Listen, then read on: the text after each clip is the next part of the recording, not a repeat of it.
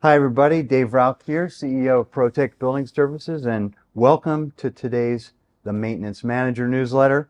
And I'm here with Mitch Frumkin, and Mitch works for Kipcon Engineering. You're the founder and owner of Founder and Kipcon. owner, yes. And Mitch is from the East Coast, from New Jersey. Yes. And so maybe first, Mitch, you can tell us a little bit about your company, what services you provide to the community association industry, and a little bit about yourself. Of course, I know that you are also a comedian, so we'd love to hear a joke if you have one.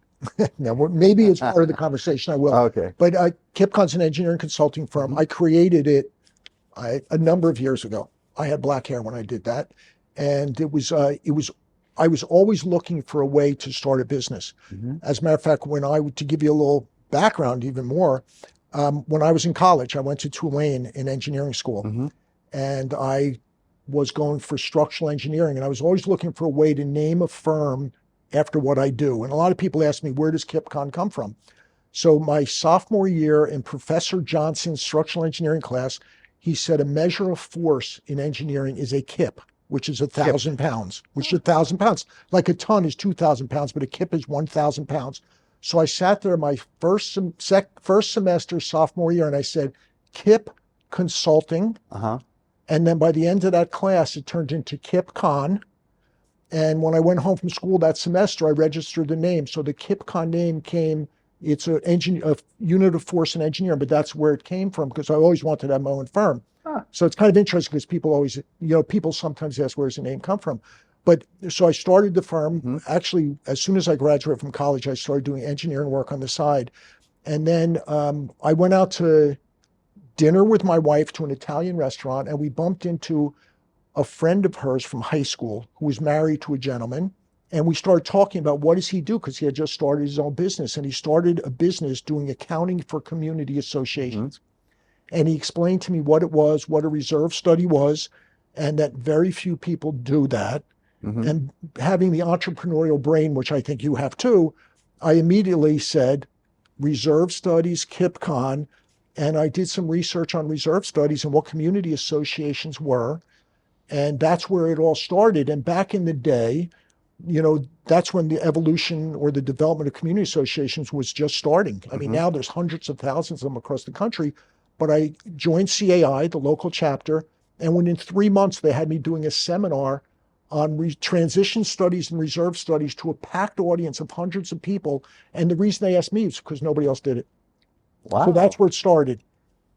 And that's where all this enthusiasm and volunteerism actually started way back then. Way back then. I mean, it's just my personality. I mean, we've worked together I kind of get enthusiastic about a lot of things. Because I don't know if our viewers know, but you're very active in CAI. Yes, very active. And we'll go over that, your experience. But you do reserve studies, but you also do structural engineering. We do reserve studies, we do transition studies, Okay. and we do structural and civil engineering. We do not do any work that involves new construction. It all has to do with existing buildings, new roofs, new facades, parking garage restoration. So that's a specialty that they do not teach you in school. Gotcha. They only, that's experience. And just real quick, the comedy that you do, that was just a hobby? Yeah, I like to try a lot of different things because I went to actually acting school because I wanted to be on TV, like everybody. And this only was about 10 years ago. And then they told me in my acting school, my teacher was one of the stars of SVU. I mean, there's a whole story behind that. But she said, you're too spontaneous to be an actor because you have to know your lines and all kinds of stuff. So she suggested, I think, of improv or comedy. So I did some research. I went to the American Comedy Institute in Manhattan, and I ended up performing at the Gotham Club and the Metropolitan Room, which I loved, but it just takes too much time. That's great. And I hope you do some at your local chapter. Well, it did have something a couple of years ago where I did do it, but it's so that I like to try all kinds of things. Well, we first met, I think it was last year, it might have been the year before, on the task force, the CAI task force. They had 3 task forces that created the safety public policy report. And you were on the reserve, you chaired the reserve task force, and you chaired the Structural Inspection and Maintenance Task Force too, correct? Right. What happened was, CAI is very, very proactive. I think that out of tragedies come some great things. And if it wasn't for the leadership at CAI, we wouldn't have the great things happening to keep our buildings from falling apart again, so to speak. But within a couple of weeks after the tragedy in Florida, CAI created a task force to do this condominium public policy safety thing. Yeah, it's a long title. And what they did is they know who's been involved in the industry, who has certain expertise. So they reached out to me to be a co-chair of that, which is broken out into 3 or 4 parts: reserve studies, structural integrity, and insurance. Right. And I co-chaired the structural integrity part, and I also kind of co-chaired the reserve part also. So I was very involved in that. As a matter of fact, CAI is in the process of updating the public policy paper right now, the report, because of different things that have happened in the industry since then, because this has been like a evolution to really get to the right answer.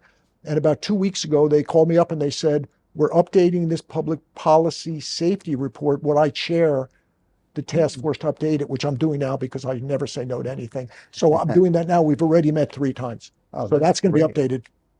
That's great. And from this report, I know that CAI had met with all the state legislatures, and that some states slowly are starting to adopt some of the recommendations in here. Florida did. I think you mentioned New Jersey did, and Virginia and a few other states.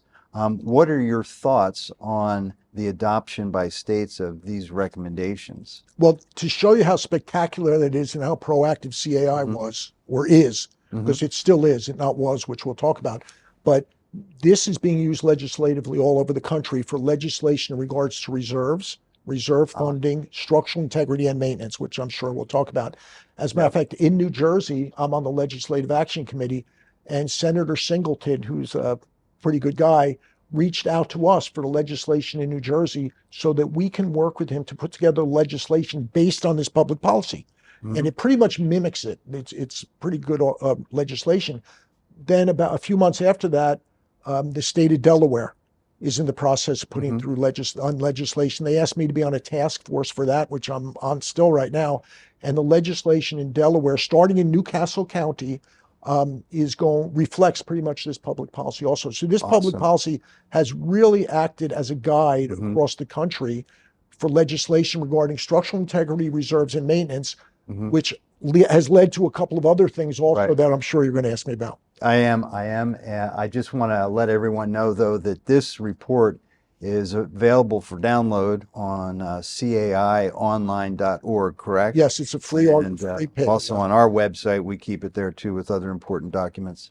And it is going to be updated by the end of the summer. That's great. That's great Make news. it even better. So after this ended, Dawn had asked you and I and a few other guys, John Epstein. She asked Stephen Brumfeld from Toll Brothers. John Epstein, of course, is a well-known attorney in San Diego, serving Southern California, and Gary Porter from Las Vegas to write best practices for maintenance. And so I believe we started last year. Yes. And we came up with this, and your contribution here was amazing. You pushed everybody. In addition to Dawn pushing, you pushed too. You asked a million You did questions. a little pushing too. But this just came out this week, right? Today. And today At the conference. And I just wanted to get your thoughts, kind of looking back on that whole process that we went through. Your thoughts on how it went, and then also your thoughts on how you think these might be implemented by the industry. All right, well, you've asked 3 questions Okay. in that one sentence. Okay. But just to show you the initiative and the vision of CAI, when we were preparing the public policy report, it was pretty quickly determined that building safety is not just based on reserve studies. And one of the things that scared us was that after the collapse in Florida, the press was talking about reserve studies and how if this community had maintained adequate reserves, the collapse wouldn't have happened. We immediately recognized the fact that the press was getting it wrong, and that's not the facts. The fact is that the reserves are just one part of the equation. There's three parts to this. There's reserves, no question about it, but maintenance is hugely important. And the third part of it is periodic inspections to look at the structure. So in order to keep your building safe, you can't just do one of those. You have to have all three of them there. And that's pretty clear in the public policy report, because the public policy report talks about reserve studies and what you should do and how you should fund it. It talks about the connection to maintenance, and it talks about the periodic inspections. So what CAI did next was they said, okay, the public policy report says it. Now what we need to do is we need to be the leader in the industry when it comes to maintenance. And that's when they put together this task force to develop this best practices paper on maintenance based on the results of the public policy paper that connected the three together. So, but the question three from your sentence in terms of implementation, we've gotten to the point where it's done, the document is out there. The implementation is a huge question because, you know, how do you get people around the country to use this? And as we're all aware, CAI has a number of classes. They teach all kinds of classes, level 300 class, you know, all advanced level classes, which I teach a few of. But CAI needs to now incorporate this into all of their classes, if not have a separate class just on this, because when you come to a conference like this, there's about 1,200 people. It's up to these 1,200 people to now carry this information back across the country to implement it. And but the implementation is a hard part. I'm a very strong believer in education is the number one step in implementation. And it's really, that's the tough part now, because the easy part is getting this done. Right, because I think in some of our recommendations for legislation, there was talk about the maintenance manual, maintenance protocols, maintenance programs being implemented in legislation. And I think that was too difficult of a step without having the education first. Well, So the education completely agree with you. Absolutely. The education for the associations, there's a huge amount of associations. I think 350,000 associations in the country now. But on legislative side, I will tell you that, for example, in New Jersey and in Delaware, the legislation says that when the developer creates a new community, not only do they have to put into their governing documents, the disclosure documents, a requirement for reserves, but the developer needs to set up a maintenance plan for the association. So they're not only reserving for replacement, but they're maintaining it in addition to that, which is a big step through the legislation. That's a big step. Yes, and it is in legislatively. The harder part is getting managers and boards across the country to understand. Absolutely. And I think that's going to take a few years. It's going to take a while. It's going to take a while. Yeah. Now, one of the great things working with you on the best practice report on maintenance committee was the fact that you were also, I think you were a co-chair or chair of the new reserve studies standard committee. And so it was back and forth. You were back and forth on both committees. You were taking things that you had learned in the maintenance committee, you were taking them to the reserve committee and really refining both.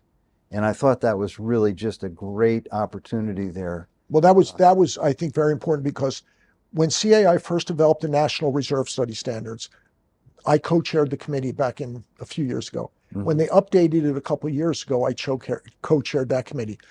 When they went based on the public policy report, it was agreed that we need to update the reserve study standards also. So they put together a group of people to co-chair, which I was one of them. And since I was also on the maintenance task force for the best policy paper, there are so many connections between the two. That I said, if I can, let me be on the other one too, so we make sure that all the terminology is in sync.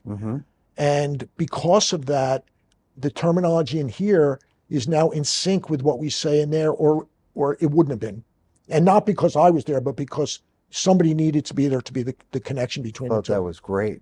It was a great move on behalf of CAI. Yeah. I don't know if they picked the right person to do it, but it is connected, the terminology. And the things that you have come up with, now I haven't read this. This is the new, is this the copy? That is being reserve introduced at conference also. Introduced today? Today, I got that this morning. Fantastic. And I'd love to get a copy. But from what I learned from Dawn Bauman, who was also on both committees, right? Dawn was our boss. She was our boss staff in both committees. And the committees are made up of lay leaders, I'll call them, volunteers. But from the staff perspective, it was Dawn. And she was on both like you. Yes, but she's And not really on it. I understand. Yeah. She's our boss, but she's not on it. Yeah. She's the liaison, maybe? She's liaison to staff and the Yeah. national board. Yes. Right. And she had told me that there's three things, but you had mentioned there's actually more, three important things that these new reserve studies do, new reserve studies, the reserve study update changes. So do you have a minute? Can you tell us a little bit about those changes? Well, absolutely. The key is that we agreed that reserve studies are not standalone to keep your building safe. So the question is, how do we connect everything that needs to be done? For example, you need to connect maintenance, which I talked about, and we need to connect structural integrity. So the task of our task force was to update the standards to clarify anything that we need to in there, but to connect the three. So the standards now very specifically connect them, and I'll tell you how. That from the perspective of maintenance, it's by disclosure. So the reserve providers are not going to be doing maintenance plans unless they have the qualifications, but when doing a reserve study, you need to talk to your client to find out what they do for maintenance, if anything, and include in their report as part of the disclosures whether or not the community does any type of maintenance. If the association does or does not do maintenance, it then is incorporated into the study and reflected in the useful lives of the components. So for example, if you have a wood deck with a 20-year life and they do maintenance, then maybe we'll keep it as 20 years. But if they don't do maintenance, we may reduce the useful life to 15 years because they're not maintaining it. So it has a direct impact on the cost that the community is paying by doing maintenance, which is a whole other story. So from a maintenance perspective, it's a disclosure and an adjustment to the useful lives. From the structural integrity perspective, the public policy is very clear which type of buildings need to have structural integrity inspections done and how frequently they need to be done. So the reserve study now needs to include for those type of buildings in the study, structural integrity inspection every 10 years or whatever it is, the approximate cost so that the association is funding to have it done. So now the reserve study will include a direct connection to the structural integrity inspections, as well as a direct connection to maintenance in terms of the useful lives. So this standard now connects all three. That's awesome. Yes. That's awesome. And I always love to use the example of the Disneyland fence along Main Street, which Disney actually repaints that fence, I've heard daily, nightly, at night or weekly, whatever it is, but they repaint that fence all the time and they're not going to replace it ever. It's never going to deteriorate, so you don't have to put aside any reserves on something that's never going to go away. But it's always good. I'm sure maybe they might replace it at 50 years just to get a new fence, so reserves are still critical. But I use that as an example often. It's a great example because people think that maintenance will make sure something attains its useful life, like that wood deck at 20 years. But if you do preventive maintenance, it might last 25 years or 30 years. So the cost of it is amortized over that many more years. But there are a couple other things that were added to the standards in terms of clarifications and things like that based on the new standards. If you want me to, I can give a couple of examples. I'd love it. For example, right now, the reserve study is based on essentially what you can see. But we know that a lot of buildings, especially high rises, have a lot of common elements behind the walls that you can't see that may not be included in the study. Plumbing, electrical, sewer laterals. Absolutely, which costs a lot of money. So now the standards say that the study needs to include not only things you can see, but if you know there are things behind the walls, you now need to include them in the study somehow, which is a whole other story of how do you quantify them if you can't see them. So it requires that being in the study. It also says, it used to be that there was something called a 30-year rule, which the reserve studies include all components that require replacement within 30 years. And then as the communities get older, and now the 30-year window goes out further, you may need to add things to the study.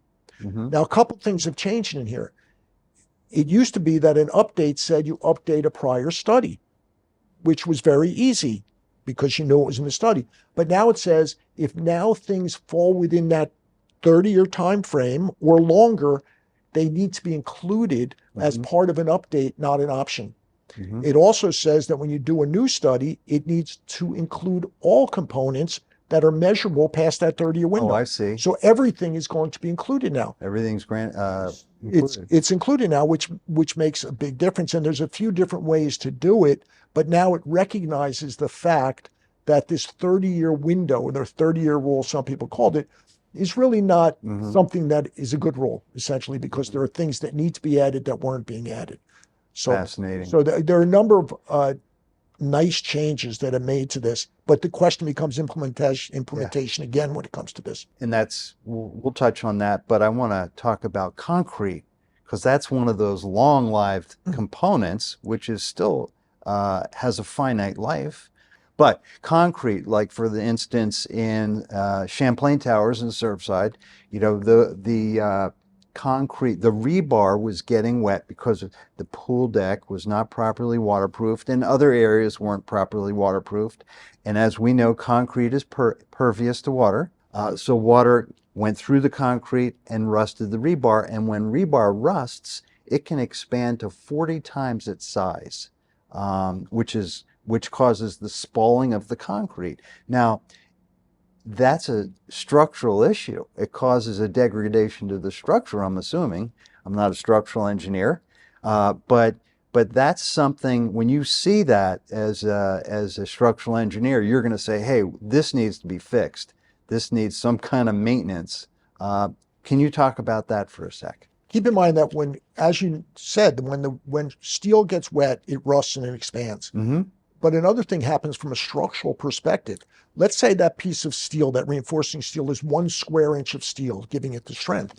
As it rusts, that area decreases, so it has less strength.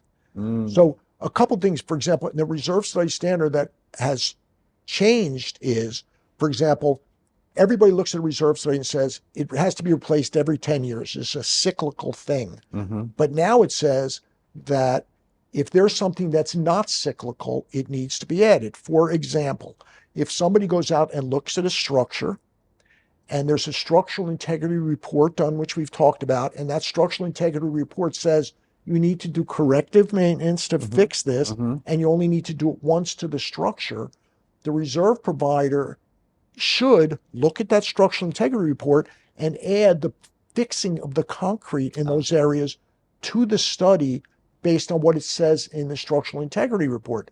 The other thing is, from a maintenance perspective, this is going to be interesting because right now, most people, when they build communities, and let's say it's concrete, they don't put a sealant on the concrete. And because they don't put a sealant, it's not protecting the water from getting in and rusting out the reinforcing. Now we're talking about maintenance and what should be done to have these things have a longer life and structural integrity. So I think you're going to see changes in the way people build things, and maybe even the code will change to require that some type of membrane will have to be added.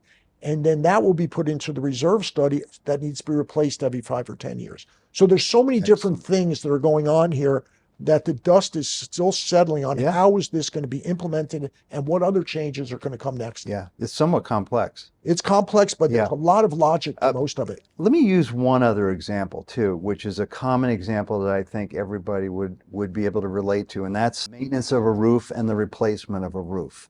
So as a reserve study preparer, you would say, okay, in 30 years, let's say, we're going to replace this roof at a cost of $30 million. But if we can do an annual roof maintenance, which is, cleaning gutters and downspouts, masticing around all the roof penetrations, replacing any broken or missing shingles, tiles, or concrete tiles, if you can do that, you might be able to get 1, 2, 3, 4, 5, 10, 20 more years of life out of that roof. And so then, instead of costing $1 million a year for that $30 million roof, you're actually reducing the cost by extending the life. Now, my question is, are reserve preparers going to be able to capture that changed reserve for that type of component, which is a big one? Well, one of the things that people don't recognize, that when you're doing maintenance, it's not just a matter of doing something. It's a matter of inspecting to see if you need to do something. Right. And when you're talking about roofs, for example, I'm involved in a lot of projects with flat roof, shingle roofs, but shingle roofs as an example. When shingles start curling, when you get in my part of the world where you get ice and snow on the roof, which expands and damages the flashing. When these type of things happen, as part of a preventive maintenance program based on these inspections, you should fix them for a couple of reasons. The first is, as you said, then you'll get the useful life out of the roof. That's the easy answer. Yep. But the other thing is, and I'm going to go off on a tangent for a second, a lot of people think of maintenance as being one word. There's a few different types of maintenance. There's preventive maintenance, which is something you plan and you do it to get the useful lives. And that's what I was just talking about. Look at it, fix it. There's deferred maintenance, which means you don't do anything. And instead of getting a 30-year life, you get a 20-year life, and it costs you a lot more. And you have to have a special assessment, all kinds of You better have reserves then. Well, a reserve isn't going to help you for that unless the reserve provider, based on the new standard, says no maintenance, I'm reducing the useful life, which now it's connected. But the other thing is that people need to think about is what's called corrective maintenance. Corrective maintenance means when you see a problem, you fix it. And the reason why that's so critical is that there are consequential damages that happen if you don't do preventive maintenance or do what we're just talking about. For example, if you don't fix a roof and the water starts getting in, the underlying structure is going to get wet, get damaged, and they need to be fixed. So now what happens is, if you take the cost of preventive maintenance versus corrective maintenance costs a significantly more amount of money. And studies have shown that if you have to fix something instead of maintaining it, it's going to cost you at least 30 times more than the cumulative cost of the preventive maintenance. So preventive maintenance is not only extending or maintaining or keeping the useful lives, but it's also keeping you from having to fix things that will cause a significant expense that you can't plan for. So that brings you to the terminology life cycle cost. Life cycle cost does not take into account the cost of corrective maintenance.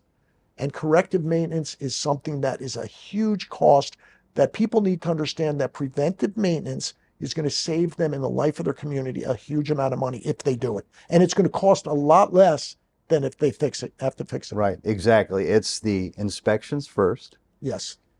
Any corrective maintenance found in the inspection, and then of course the preventive maintenance to lengthen the That's life. absolutely. Ultimately, painting and roof maintenance are the two big examples. Absolutely. That's why the beauty of the public policy is it ties everything together and explains them. And you brought up a great point, which is the cost. And I think for most boards of directors that this is the big challenge. They think their job is to not spend any money or keep the monthly assessments low. Whereas nothing could be further from the truth. Their job is to maintain, protect, and enhance that community, the physical elements of the community primarily.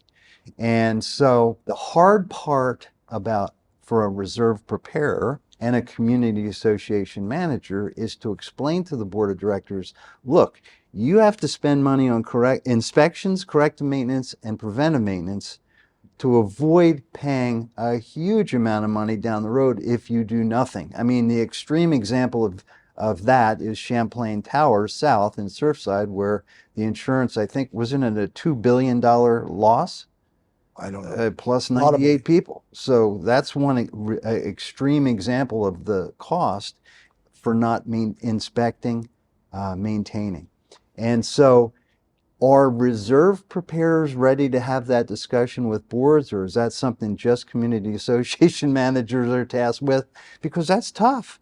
Boards have to, have a paradigm shift in understanding that it takes money to save money. But you have to keep in mind the problem in our industry, which is people don't look at life cycle costs. And the reason they don't do that is because most people live in a community association. Let's say they're there for 7 years or 8 years, which I think is the average life before they move on to something else. Right. So while they're living there, why do they want to pay, I'm saying this hypothetically, why do they want to pay for a roof that is going to have to be replaced 10 years after they leave? So what they do is, the mindset is, let's not raise our maintenance fees.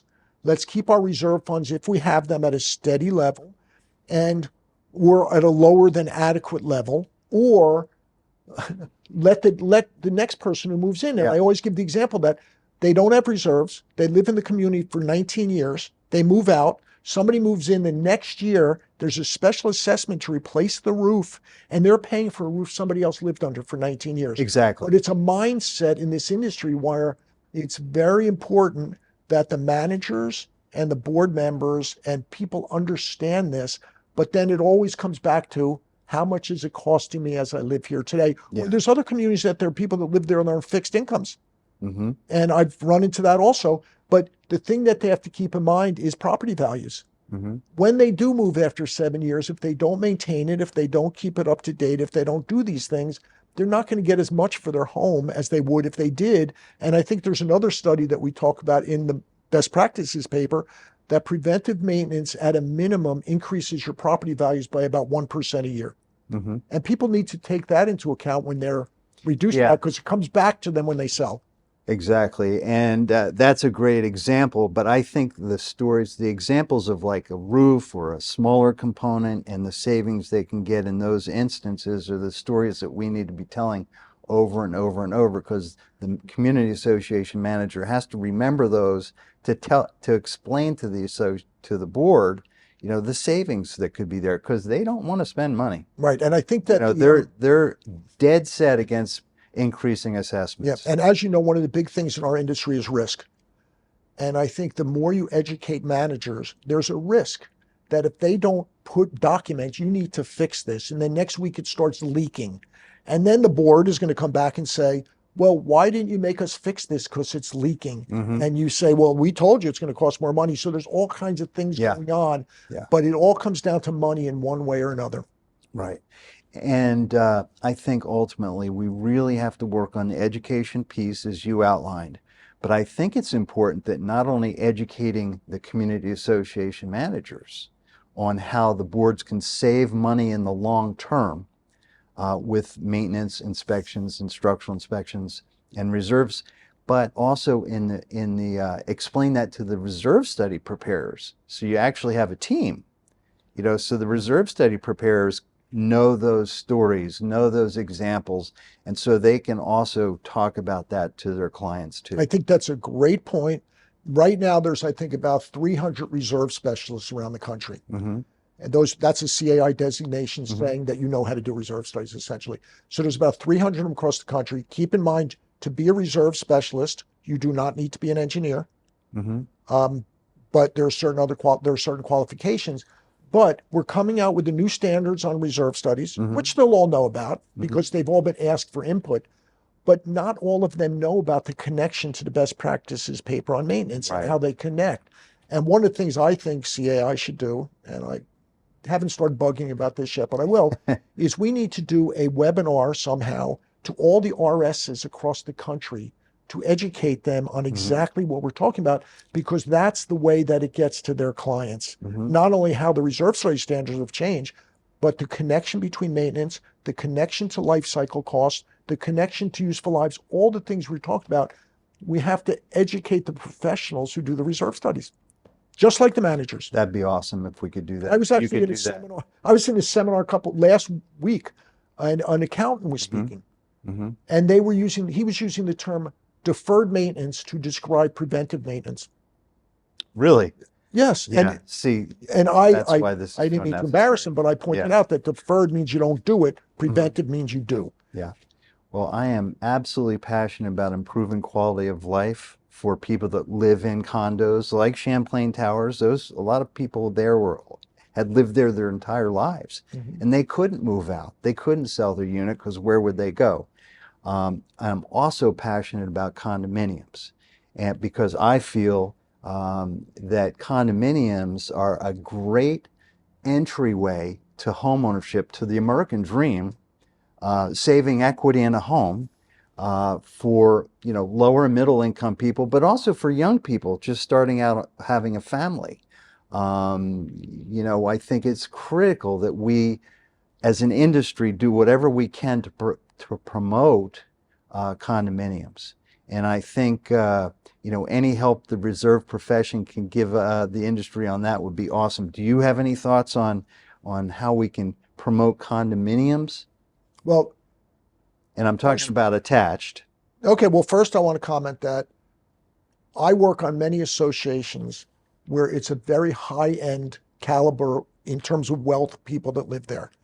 And of course, condos or community associations can be considered entry level because the scale of price for these things range from low price to high price. Good But point. there are a huge amount of very high end condos. I work on some of them where it's not just entry level, I promise. Gotcha. But as far as the question was, how do we promote this to condos? Or I went off track. Yeah, how do we Can you read back the promote question, the please? development of more condominiums in the country when insurance costs are going up, when developers don't want to build condos because of construction defect litigation, because there's all issues. There's a bunch of issues with condominiums. Well, there's a bunch of issues. And maintenance is only one of them. Okay, but I will say that the glass for condos is much, much more half full than it is empty.